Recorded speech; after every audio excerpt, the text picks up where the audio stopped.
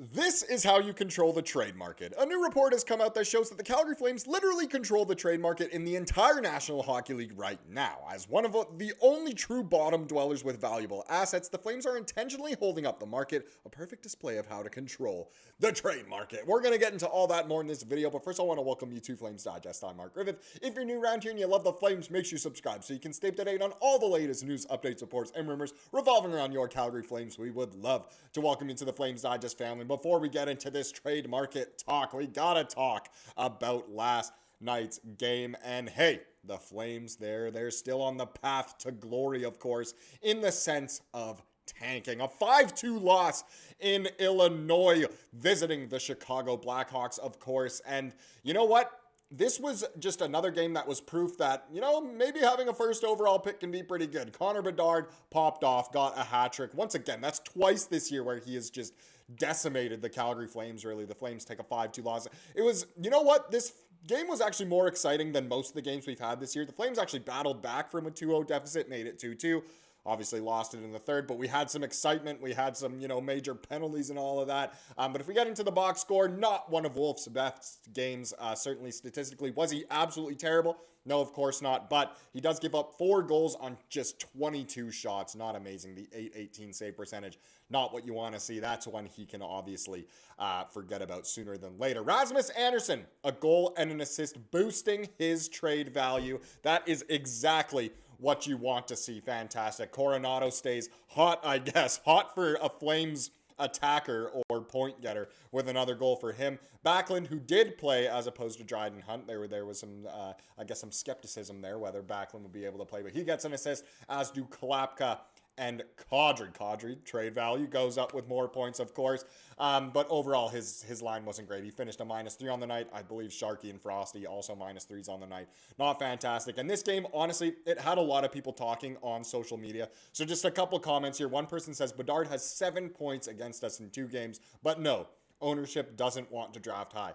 Obviously, in regards to them wanting to keep competing, never tanking, and us being eternally in the mushy middle. Another person says, why was the only line that cared was the 4th line? Yes, we saw, obviously, the brawl, I suppose, happen, and it does seem like, almost night in, night out, the 4th is going to give you their energy for sure. That's what happened last night, and what happened. Another person says, a first overall pick owns us. Again, alluding to the fact that, look, maybe having a first overall pick is exactly what the Flames need.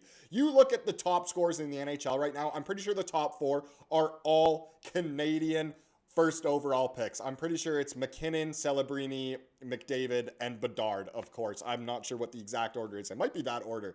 But either way, it really goes to show, having that first overall pick can be quite important.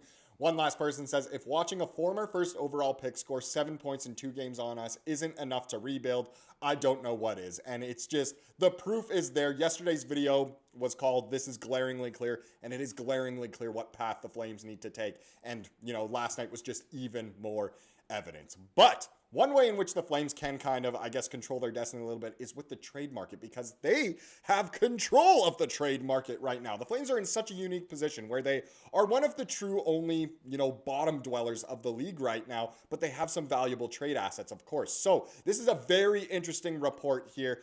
It was written by Marco D'Amico. It was fact-checked by Quinn Allen, all the stuff in here. I'm not going to go over all of it because it's not all about the Flames. Some other teams are mentioned, but of course I wanted to show what was said about Calgary. So the headline here is, teams are waiting for someone to make a mistake inside the NHL's frozen trade market ahead of American Thanksgiving. So already quite interesting just by that. So the key takeaways of all of this. So a true seller's market is driving up the prices, which is good for us. So with only a handful of teams under 500 and league-wide parity on an all-time high, there are very few true sellers. That scarcity is forcing buyers, especially those desperate for center depth, to overpay according to league sources. And before we get into what it says about Calgary right underneath, this is already, we're one of the very few true sellers because we're so bad so far. We also have a center, someone who plays the center position, who the price is just being driven up, which is fantastic, of course, in Nazem Kadri, the man on the thumbnail, as we all know.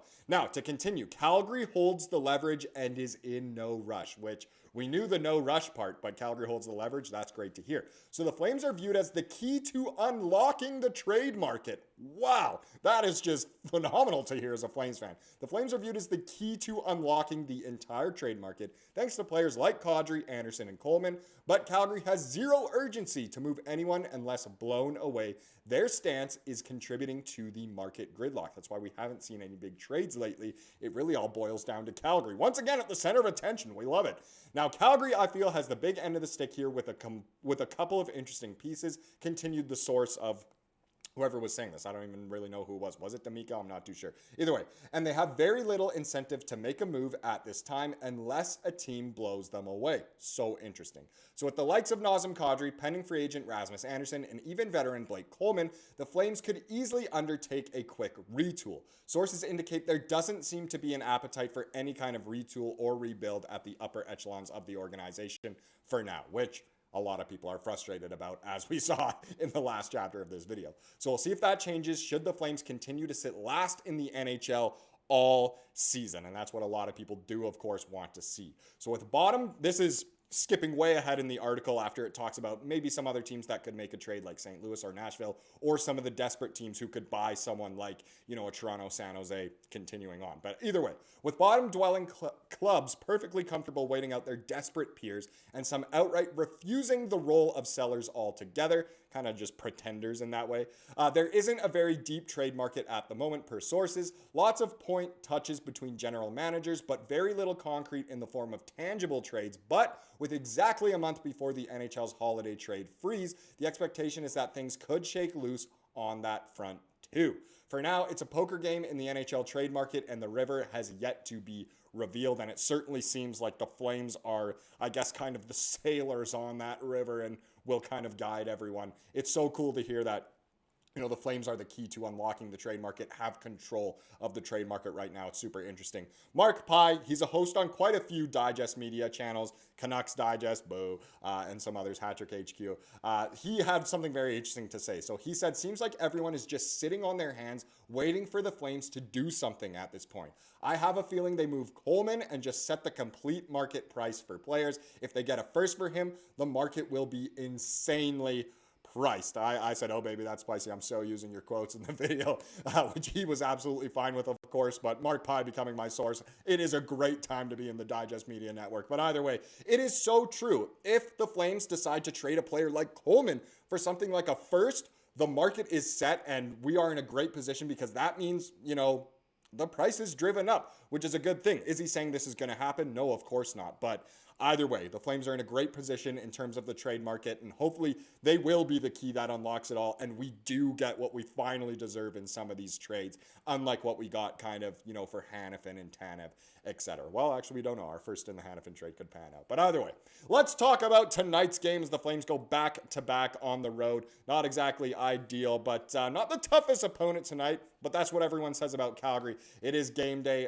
We are in Buffalo to face the Sabres. This one goes at 5:30 p.m. Calgary time, 7:30 local time, of course, in Buffalo to face the Sabres. A very interesting team for however long now.